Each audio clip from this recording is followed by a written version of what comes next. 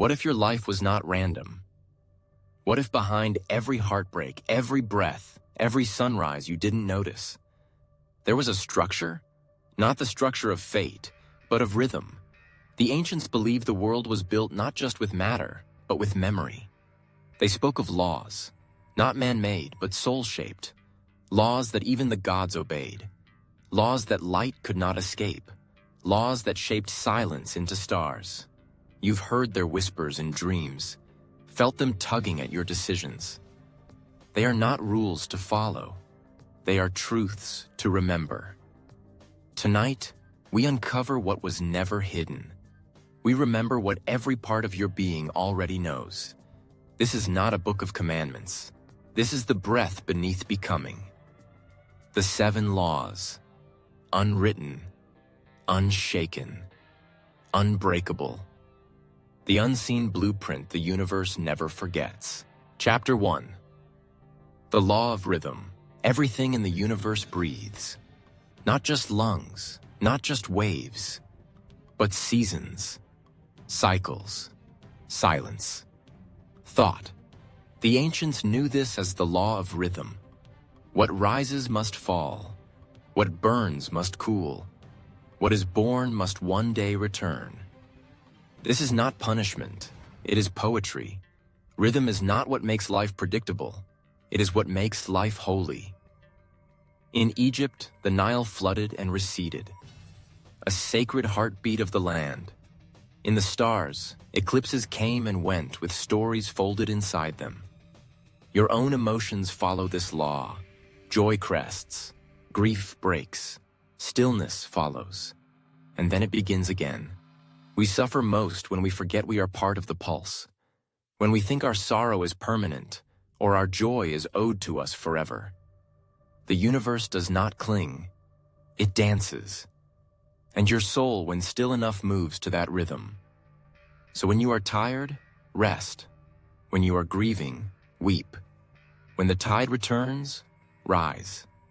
Do not resist the rhythm. You were made of it. Chapter 2. The Law of Vibration.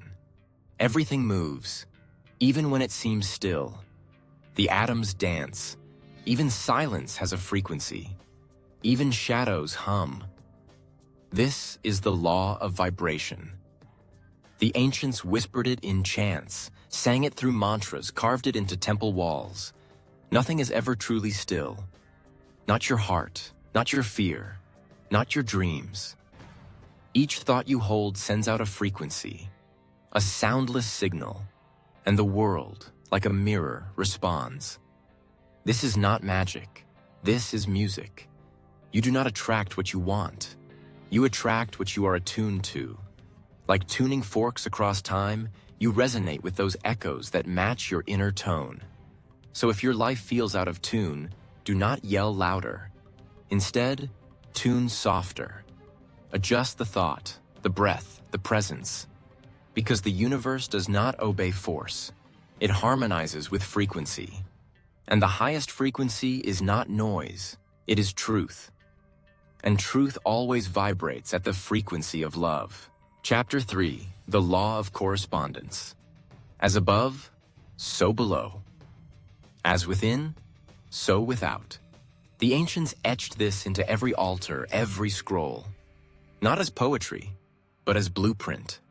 The Law of Correspondence teaches that the outer world is not separate from the inner world.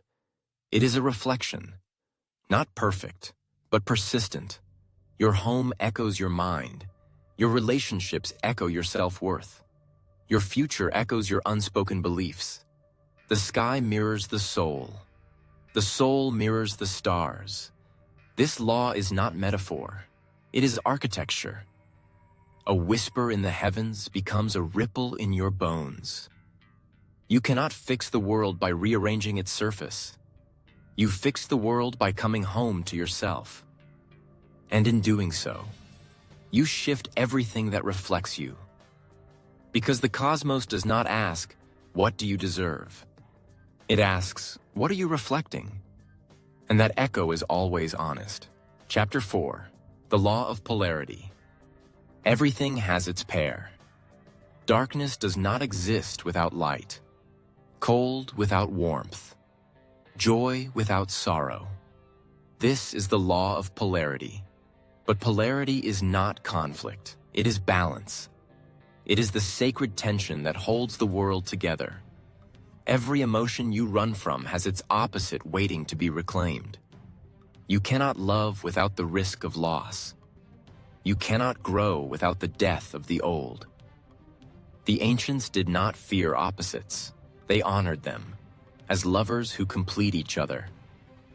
You are not failing when you feel torn. You are evolving when you begin to hold both. The universe expands not through certainty, but through paradox. And the soul does not choose sides. It chooses wholeness. So when pain arrives, do not run. Ask it, what is hiding on your other side? Because that's where the light is, and that's where you are too. Chapter 5, the law of cause and effect. Nothing is without consequence. Every breath you take, every word you release, every intention you hold in silence, moves something. This is the law of cause and effect. Not punishment, not reward, just movement. A thought becomes a tone becomes a pattern becomes a world. What you do ripples far beyond what you see, but the most powerful causes are the quietest ones, the ones born in the unseen, the decision made in love instead of fear, the apology never spoken but deeply felt, the kindness offered when no one was looking.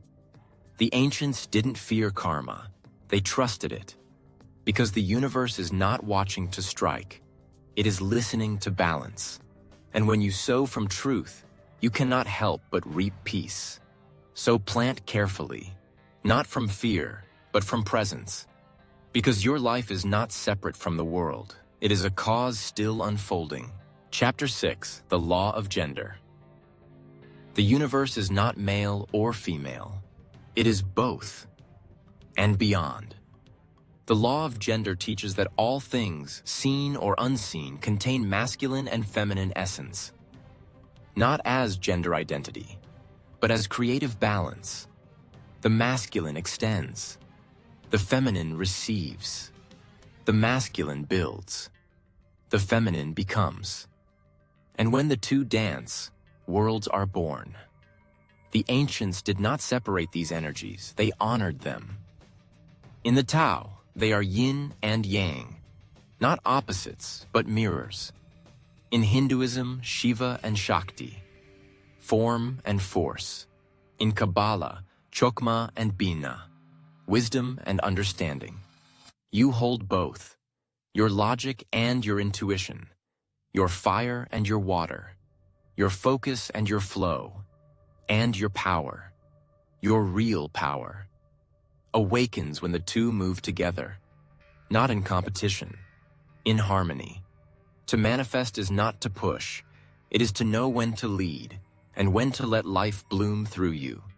Because the universe does not conquer, it conceives, and everything real is born of that sacred union. Chapter 7, the law of mentalism. Everything begins in the mind. Not the mind of man, but the mind behind the cosmos. This is the law of mentalism. The universe is not a machine, it is a thought. A dream held by something too vast to name, too silent to preach, too ancient to forget. What you think, you become. What you dwell on, you magnify. What you fear, you feed. Every reality you step into, you built first with belief. The ancients didn't say mind over matter. They said, mind is matter, because everything that ever was first imagined. By you or by the one who imagined you. Your thoughts are not echoes, they are architects. Every moment of stillness, every deep intention, writes code into this matrix we call life. You are not just reacting to the world, you are forming it. And when your mind is quiet enough to hear the original dream beneath your distractions, you remember that you are not separate from the divine. You are the idea it is still dreaming. Closing reflection. You are the blueprint, remembering itself. You are not here to master the laws. You are here to remember them, to feel them ripple beneath your skin, to walk them without needing to explain. These 7 laws are not outside you. They are not written in stone. They are woven into your being. They are how you breathe, how you love, how you rise after falling. They are the spine of the universe and the root of your soul. And now that you remember, you cannot forget. Because the truth is not something you learn. It is something you are. And the moment you stop chasing reality, it begins shaping itself around the rhythm of your becoming. So walk quietly now. The blueprint is alive in you. And the universe has already heard your name.